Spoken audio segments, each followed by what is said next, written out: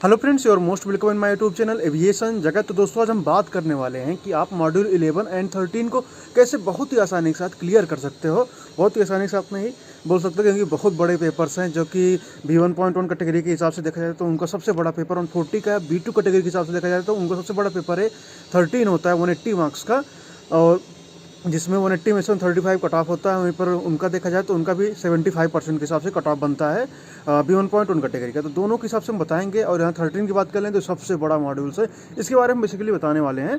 तो कि आप इसको कैसे क्लियर कर सकते हो, आपको कौन कौन सी बुकें को प्राथमिकता देनी चाहिए। अगर आप पढ़ने जा रहे हैं तो कौन कौन सी बुकें आपको जो है सबसे पहले प्राथमिकता देनी चाहिए, कौन कौन सी बुकें आप पढ़ो, कौन कौन सी अवॉइड करो, कौन सा टॉपिक जो है लाइक 22 टॉपिक्स हैं। और यासा की बुक में आपने देखा होगा तो लगभग 22 टॉपिक्स हैं वहाँ पर। तो कौन कौन से टॉपिक्स को आपको पढ़ना चाहिए, किसको आप स्किप कर सकते हो, कौन सा बहुत ज़्यादा इंपॉर्टेंट है, कौन सी बुक किस टॉपिक के लिए इंपॉर्टेंट साबित होती है। तो इन सभी चीज़ों के बारे में बताने वाले हैं, और अंत में हम कुछ लिंक भी प्रोवाइड करेंगे जिनसे आपको बुक्स भी मिल सकती हैं और PDF भी अच्छे खासे मिल जाएंगे, जो कि पेपर को क्लियर कराने में काफ़ी ज़्यादा आपका हेल्प करेगा।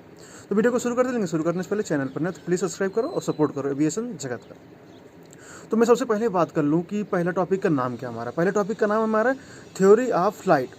थ्योरी ऑफ फ्लाइट देख लिया जाए कि दोनों के लिए काफ़ी ज़्यादा इंपॉर्टेंट है, B1.1 एंड B2 कैटेगरी वालों के लिए, मतलब जो 11 दे रहे हैं या फिर जो 13 दे रहे हैं। यहाँ से जब मैंने फर्स्ट टाइम अपना 13 का पेपर दिया था तो लगभग 10 से 12 क्वेश्चन पूछे गए थे उस टाइम इस टॉपिक से। और B1.1 का भी पेपर्स देखा हूँ तो उसमें भी बहुत ज़्यादा पूछे जाते हैं इस टॉपिक से क्वेश्चन। तो अगर आप पूछेंगे, मैं आपको बताना चाहूँगा कि टॉपिक आप कहाँ से पढ़ेंगे आपका टोटली कवर हो जाएगा। तो आप इस टॉपिक को अगर पढ़ना चाहते हैं तो आप यासा की बुक को प्रेफर करिएगा, क्योंकि आपको 15 है या फिर और कहीं पर भी नहीं मिलने वाली है ये टॉपिक। थ्योरी ऑफ फ्लाइट के बारे में आपको 15 वगैरह में नहीं मिलता। जैसे लोग क्या बोलते हैं कि 11 निकालना है तो आप 15 पढ़िए, मैंने बहुत के मुख से सुना है। लेकिन 15 आप पढ़कर मात्र 4 से 5 टॉपिक को ही अच्छे से कवर कर सकते हो, जो कि बहुत इंपॉर्टेंट टॉपिक्स वो भी होते हैं, लेकिन 4 से 5। और उसके अलावा बहुत कुछ होता है जो कि सिर्फ 15 से नहीं हो सकता है कभी भी। मॉड्यूल 11 एंड 13 क्लियर, ये तो डन मान लीजिए। हम आगे theory of flight. Theory of flight आपको कहाँ से पढ़ना है? थ्योरी ऑफ फ्लाइट आपको पढ़ना है 13 एंड अगर कोई B2 दे रहा तो आप अपनी यासा वाली बुक 13 से पढ़िए, या फिर आप जो है यासा 11, जो भी आपकी 11 की बुक है यासा की, आप उससे पढ़ सकते हो। अब चलिए आगे सेकंड टॉपिक हमारा यहाँ पर स्ट्रक्चर जो होता है। स्ट्रक्चर के लिए बोलूँ तो यहाँ पर भी यासा जो है इनफ होती है, आप यासा को ही प्रीफर करिएगा। थर्ड टॉपिक हो गई ऑटो फ्लाइट। ऑटो फ्लाइट से जितना मैं B2 कैटेगरी क्वेश्चंस देखा हूँ, लाइक ये होता है कि ऑटो फ्लाइट हो गई, रेडियो नेविगेशन, इंस्ट्रूमेंट सिस्टम, ये हो गया। तो इन पर बच्चे क्या करते हैं, पहली बार एग्जाम देने जाते हैं तो वो बहुत ज़्यादा फोकस करते हैं इन सारे टॉपिक्स पर। रेडियो नेविगेशन हो गया, auto flight and instrument system. लेकिन सच बोलूँ तो एग्जाम में अगर देखेंगे प्रीवियस ईयर को उठा करके बहुत ही ना के बराबर क्वेश्चन आते हैं। इलेक्ट्रिकल सिस्टम हो गया, जैसे कि वो भी B2 का मेजर पोर्सन होता है, तो वहाँ से तो बिल्कुल आउट ऑफ 180 जो है 1 से 2 क्वेश्चन ही पूछे जाते हैं, 2 से 3 क्वेश्चन। इससे ज़्यादा तो मैं नहीं देखता हूँ जो पेपर्स में देखता हूँ। और वहाँ पर ऑटो फ्लाइट से बात कर लें तो 2-3 क्वेश्चन, और रेडियो नेविगेशन से लगभग 5-6 क्वेश्चन बहुत ज़्यादा पूछे गए। तो 5-6 क्वेश्चन पूछ लिए गए रेडियो नेविगेशन से। वहीं पर इंस्ट्रूमेंट सिस्टम की बात करें तो वहाँ से भी लगभग 3-4 क्वेश्चन। तो अगर आप जो है इनको कहीं ना कहीं स्किप भी करके चलते हो तो इतना ज़्यादा इफेक्ट नहीं पड़ता आपके ऊपर। वहीं 11 की बात करें तो लगभग सेम ऐसा 11 भी, मॉड्यूल 11 वालों में भी लगभग सेम ऐसा ही प्रोसीजर होता है। और तो कौन से टॉपिक्स बहुत ज़्यादा इंपॉर्टेंट होते हैं तो उनके बारे में बताने वाले वीडियो में। और एंड में आपको बताएंगे कि कहाँ से आपको लिंक भी मिल सकती है, प्रीवियस ईयर के क्वेश्चन पेपर भी मिल सकते हैं, सभी चीज़ों के बारे में। तो अभी हम थर्ड टॉपिक पर आए कि ऑटो फ्लाइट। ऑटो फ्लाइट जो है यासा की बुक में सच बोलूँ तो इनफ नहीं होती है। उसके लिए आप जो है इनकी कुछ और भी रेफरेंस बुक हैं, आप उनको रिफ़र कर सकते हो। ऑटो फ्लाइट यासा में ज़्यादा बढ़िया तरीके से मुझे तो नहीं समझ में आया, बहुत ज़्यादा बढ़िया तरीके से। तो मैंने क्या किया था, सच बोलूँ तो ऑटो फ्लाइट में तो स्किप ही कर देता था, ये वाला टॉपिक मैं नहीं पढ़ता था, क्योंकि मुझे अच्छे तरीके से मेरे इंस्ट्रक्टर भी नहीं थे यार, सच बोलूँ कॉलेज में तो, और मुझे अच्छे तरीके से समझ में नहीं आता था। तो मैंने इस टॉपिक को स्किप किया था। ऑटो फ्लाइट को ज़्यादा कुछ नहीं पढ़ता, बेसिक्स ही पढ़े थे ऑटो फ्लाइट में। तो बेसिक से ही ज़्यादा यहाँ से क्वेश्चन भी आते हैं, 2-3 क्वेश्चन ही टोटल आते हैं, ज़्यादा क्वेश्चन नहीं रहते ऑटो फ्लाइट से। हाँ, किसी सेशन में आके ज़्यादा क्वेश्चन तो बात अलग की है कि ब्रिज हो गया तो यहाँ से क्वेश्चन बहुत कम आते हैं। चलिए अगला बात करते हैं कम्युनिकेशन एंड नेविगेशन, जो कि हमारा चौथा टॉपिक है। तो कम्युनिकेशन एंड नेविगेशन से मैंने ऑलरेडी बता दिया कि यासा की बुक जो है इनफ होगी। आप 15A पे लगभग यासा एंड 15A बोथ जो है सेम ही है। 15A एंड यासा उठा के देखोगे इस टॉपिक के लिए, रेडियो नेविगेशन के लिए बिल्कुल आप सेम पाओगे, कुछ डिफरेंस नहीं होगा। और हाँ, इसमें रेडियो नेविगेशन में यार बहुत ज़्यादा टाइम मत देना। आप रेडियो नेविगेशन तब पढ़िए जब एग्जाम के पहले आप उसको पूरा प्रिपेयर करके रखे रहें। लेकिन ऐसा नहीं कि आप एग्जामिनेशन आ गया, आपकी डेट आ गई, 1 महीने के टाइम है तो आप उसमें रेडियो नेविगेशन पढ़ने बैठ गए, तो भाई 10 दिन भी पढ़ोगे तब भी नहीं क्लियर हो पाता रेडियो नेविगेशन। ऐसा टॉपिक है तो उसको बहुत ही पहले से लगना पड़ता है इसके लिए। और डीजीसीए के हिसाब से देखें, मैं फिर से बता दे रहा हूँ कि ज़्यादा क्वेश्चन नहीं आते, लेकिन इंटरव्यू के हिसाब से देखें तो कहीं पर भी आई B2 कैटेगरी के लिए काफ़ी ज़्यादा इंपॉर्टेंट टॉपिक है, तो इंटरव्यू के लिए जरूर तैयार करिए इस टॉपिक को। अगला है हमारा electrical power system. Electrical power B2 वाले हो, अगर आप एग्जामिनेशन देने जा रहे हैं फिर B1 वाले हो, तो मैं बोल दूँ कि मत पढ़िएगा, बिल्कुल छोड़ दीजिए इस टॉपिक को। इलेक्ट्रिकल पावर टॉपिक को क्वेश्चंस नहीं आते बहुत सारे, तो मैंने प्रीवियस पेपर को उठाकर एनालिसिस इस बात किया था जब मैं मुझे निकालना था जिस टाइम। यहाँ से बिल्कुल भी ना के बराबर क्वेश्चंस आते, बस कहने के लिए है कि B2 वालों के लिए बहुत ज़्यादा इंपॉर्टेंट है, तो इसको आप मन हो स्किप कर सकते हो। ऐसे पढ़ना है तो फिर यासा ही काफ़ी ज़्यादा इनफ है इस टॉपिक के लिए। अगला है हमारा इक्विपमेंट एंड फर्निशिंग एज, यासा बुक हमारी इनफ होती है, आप यहाँ से पढ़ लीजिए इस टॉपिक को। और यहाँ से भी लगभग 4 से 5 क्वेश्चन आते हैं। सोचिए कि इलेक्ट्रिक कम्युनिकेशन एंड नेविगेशन हो गए, इतने बड़े टॉपिक, इनसे 4 से 5 आ रहे हैं, जो कि 72 पेजेस के हैं, और इतने छोटे छोटे टॉपिक से इनसे भी 4 से 5 आते हैं। नेक्स्ट है हमारा फ्लाइट कंट्रोल। फ्लाइट कंट्रोल बहुत ज़्यादा इंपॉर्टेंट है, यासा बुक आप बहुत अच्छे से पढ़िए, क्योंकि वहाँ की line to line question flight control से पूछे जाते हैं, बिल्कुल भी स्किप नहीं करना इस सारे टॉपिक को। इंस्ट्रूमेंट हो गया हमारा 8वां टॉपिक। इंस्ट्रूमेंट सिस्टम मैंने ऑलरेडी बता दिया अभी कि इंस्ट्रूमेंट पढ़ो। अगर आपके पास कम टाइम हो तो आप स्किप कर सकते हो, लेकिन एज ए नॉलेज के लिए मैं बोलूँगा ज़रूर पढ़िएगा इंस्ट्रूमेंट सिस्टम, क्योंकि बेसिक्स हमेशा हमारे क्लियर होने चाहिए। कोई भी पूछ लिया न बताने पाने पर शर्मिंदगी महसूस होती है, तो इस टॉपिक को ज़रूर पढ़िएगा अपने नॉलेज के लिए। लेकिन अगर टाइम कम हो तो आप स्किप कर सकते हो इस टॉपिक को। अब चलिए लाइट्स हो गई। लाइट्स बस कहने के लिए छोटा टॉपिक है, और यह सब बुक इनफ नहीं होती है लाइट्स पढ़ने के लिए। लाइक जब मैं अपना रेफरेंस ढूंढता था प्रीवियस ईयर के क्वेश्चन का, तो मैं यह सब बुक से तो बिल्कुल भी नहीं मिलता था। तो आप कौन सी बुक पढ़ना है लाइट के लिए? आपको माइक टुले वाली बुक पढ़ना है। माइक टुले में बहुत अच्छे तरीके से लाइट्स को समझाया गया है।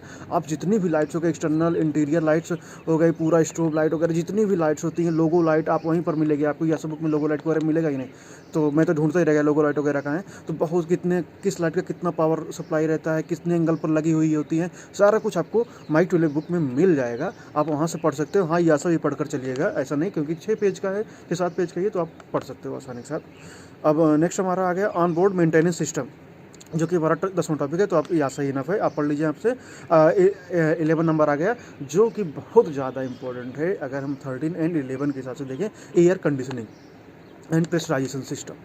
आप जो है यासा की बुक में आप देखेंगे तो हमारा ऑक्सीजन एंड प्रेशराइजेशन अलग अलग दिया गया है। एक है 40 पेज का प्रेशराइजेशन एंड एक है 20 पेज का ऑक्सीजन। तो अगर आप इन दोनों को वहाँ से पढ़ना चाहो तो यासा से पढ़ सकते हो, फिर 15A से भी पढ़ सकते हो, क्योंकि मैं ही बोलूँगा कि जो बुक आप एक बार पढ़ लीजिए, लाइक आप 15A से पढ़े ऑक्सीजन प्रेशराइजेशन कोई भी टॉपिक, तो आप 15A से ही रिवाइज करो। ऐसा नहीं एक बार 15A से पढ़कर आप यासा रिवाइज करने बैठ गए, तो ऐसा आपके लिए बहुत ज़्यादा हानिकारक साबित होता है, क्योंकि वहाँ जो लैंग्वेज लिखी रहती है कुछ ना कुछ अलग होती है, तो माइंड में अच्छे से चीज़ें नहीं जाती। तो इन सब बातों का आपको ध्यान रखना है।